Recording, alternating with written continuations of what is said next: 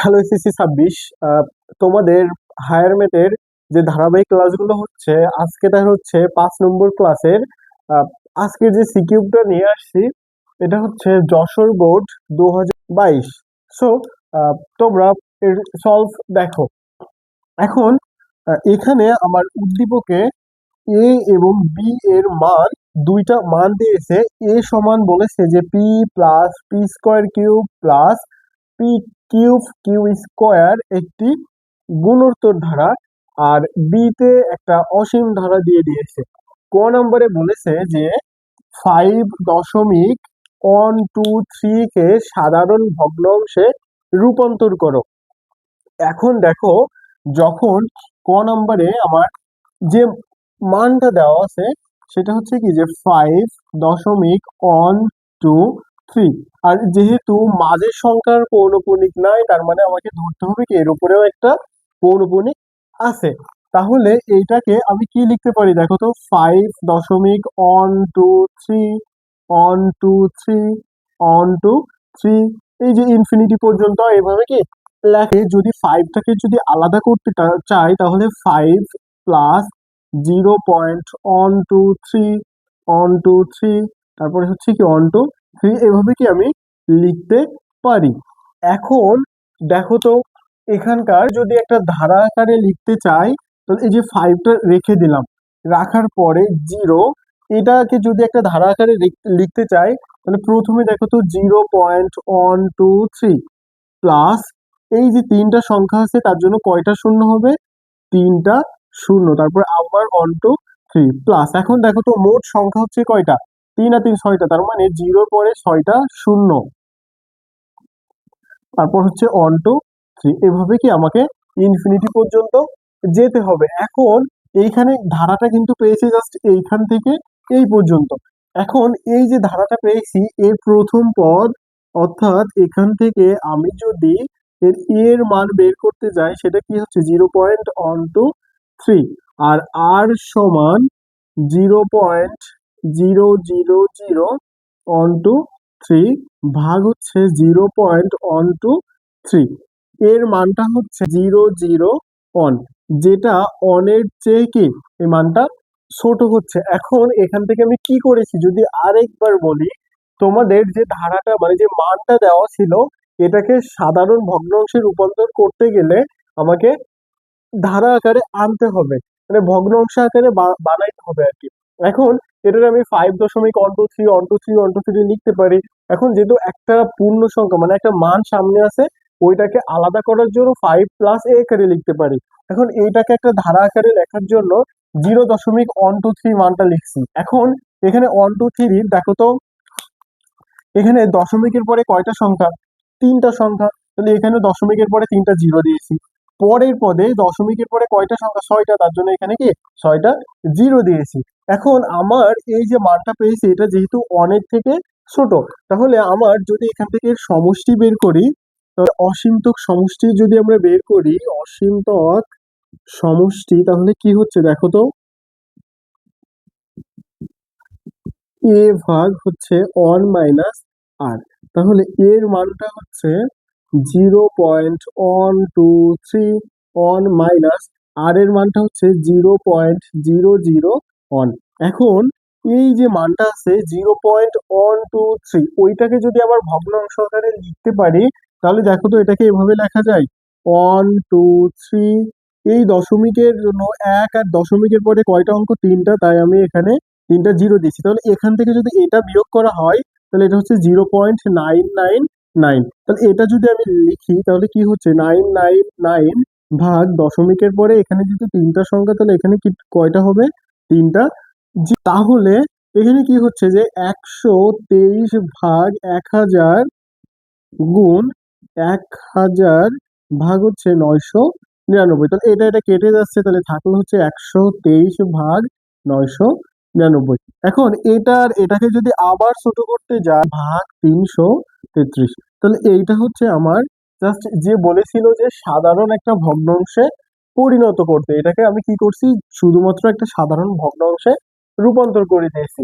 এখন খ নম্বরে কি বলেছে দেখো, খ নম্বরে বলেছে যে পি সমান 5x plus on inverse on হলে এবং কিউ সমান অন হলে এক্স এর উপর কি শর্ত আরোপ করলে ধারার অসীমতক সমষ্টি থাকবে, এবং ওই যে অসীমতক সমষ্টি আমাকে কি করতে হবে, খ নম্বরে লিখে যে মানটা দেওয়া আছে যে পি সমান, তাহলে এর ভিতর পি আছে কোথায়, এই ধারাটায়, তাহলে ওটা একটু লিখে নিব যে P plus P square cube plus হচ্ছে P cube Q square plus হচ্ছে ডট ডট। এখন এখানে বলেছে যে পি সমান 5x plus on inverse on, এটা বলতে আমরা কি জানি 1/5x প্লাস অন, আর কিউ সমান অন, তার মানে এখানে যেখানে যেখানে কিউ আছে সব কি হয়ে যাবে, অন হয়ে যাবে। তাহলে যেখানে প্রথমটা যেটা পি আছে, তাহলে এখানে আমি কি লিখতে পারি যে 5x plus on inverse on plus, এখানে দেখো তো পি আছে, কিউবটা কিউ সমান অন বসালে ওটা অন হয়ে যাচ্ছে, তার মানে ওটা বসানো লাগছে না। তাহলে এখানে 5x plus on inverse on এর উপরে আবার কি দেওয়া আছে দেখো তো, একটা স্কোয়ার আছে, আর এখানে ওয়ান, এই যে কিউবের মান ওয়ান রেখে দিলাম, প্লাস এখানে কি থাকছে যে 5x প্লাস অন এর উপরে একটা ইনভার্স এর পাওয়ারে হচ্ছে কিউব, আর কিউবের মান ওয়ান স্কোয়ার। এখন এইখান থেকে আমরা কি পাই, এটা আমরা 1/5x প্লাস অন লিখতে পারি, প্লাস এখানে আমরা কি লিখতে পারি 1/5x প্লাস অন। এখন দেখো এই যে উপরে যে স্কোয়ারটা ছিল, স্কোয়ারটা অন ও পাই নিচের এ ও পাই, তাহলে একে দিয়ে দিলে স্কোয়ার, অন কে তো স্কোয়ার দিলে তার মানে অনই হয়। এখানে অনুরূপ ভাবে যদি আমরা বের করি, তাহলে এখানে হচ্ছে 5x প্লাস অন এর পাওয়ার কিউব প্লাস হচ্ছে ডট ডট। তাহলে আমার এইখান থেকে বলেছে যে এর উপর কি শর্ত আরোপ করতে হবে, তাহলে এই যে ধারাটা পেয়েছি, এর প্রথম পদ আমাকে বের করে নিতে হবে। তাহলে এর প্রথম পদ এ সমান, এর যে মানটা আছে সেটা কি 1/5x প্লাস অন, এর আর সমান যদি বের করি, তাহলে অন ভাগ 5x প্লাস অন এর স্কোয়ার ভাগ প্রথম পদ অন ভাগ 5x প্লাস অন, তাহলে এটা সমান আমরা কি লিখতে পারি 1/5x প্লাস অন এর স্কোয়ার গুণ এখানে হচ্ছে 5x প্লাস অন ভাগ হচ্ছে অন, এটা এটা কেটে দিলে এখানে কি থেকে যাচ্ছে 1/5x প্লাস অন। এখন আমার যে অসীমতক সমষ্টি থাকার যে শর্ত ছিল, অসীমতক সমষ্টি অসীমতক থাকার সব যে শর্ত, সেটা হচ্ছে আর এর মানটা ছোট হবে অন এর থেকে, মডুলাস অফ অন। তাহলে এর পরের লাইনটা মাইনাস অন, তারপরে হচ্ছে মডুলাস অফ আর, এখানেও কি হচ্ছে প্লাস অন। তাহলে এখন এখানে যদি প্রথম এই দুইটা নেয়, অর্থাৎ মাইনাস অন আর হচ্ছে লেস দেন আর নেয়, তাহলে এখন এখানে কি থেকে যাচ্ছে দেখো তো, মাইনাস অন, আর এর মানটা যদি বসাই দেওয়া হয়, তাহলে on by 5x plus on. এখন এখান থেকে বিপরীতকরণ করব, তাহলে বিপরীতকরণ করলে মাইনাস অনই থেকে যায়, আর চিহ্নটা শুধুমাত্র পরিবর্তন হয়ে যায়, আর এখানে থেকে যায় কি 5x প্লাস অন। তাহলে এই যে অনটাকে তুলতে হবে, তাহলে মাইনাস অন, এখানে যদি তুলতে যাই তাহলে মাইনাস অন, এই যে গ্রেটার দ্যান এখানে 5x plus on minus on, তাহলে এখানে কি থেকে যাচ্ছে দেখো তো, -2 গ্রেটার দ্যান 5x।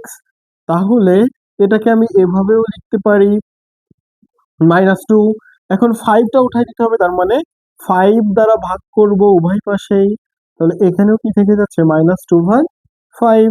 তাহলে এখন দেখো তো x এর মানটা কি পেলাম -2 ভাগ 5।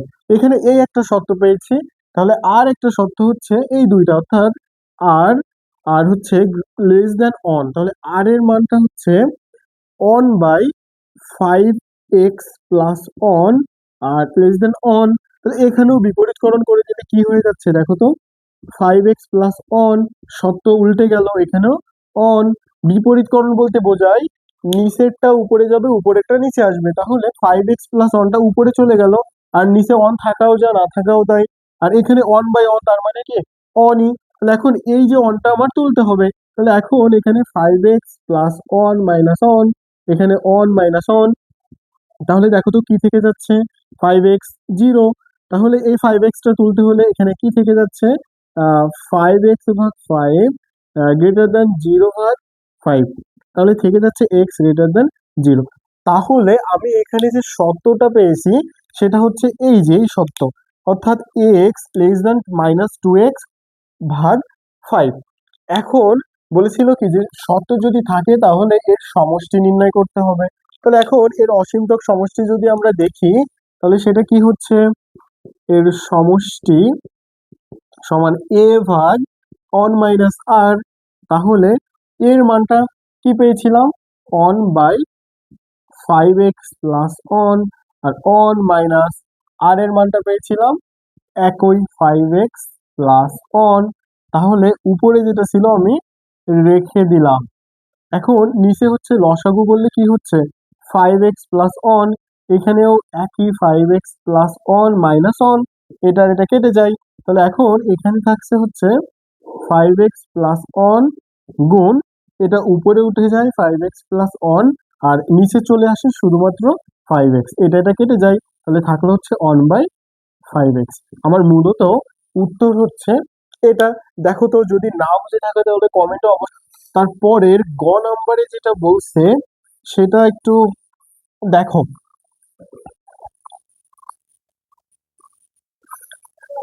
ক নাম্বারে বলেছে যে বি ধারাটির, অর্থাৎ এই যে বি ধারাটা দেওয়া আছে, ধারাটির প্রথম n সংখ্যক পদের যোগফল নির্ণয় করো।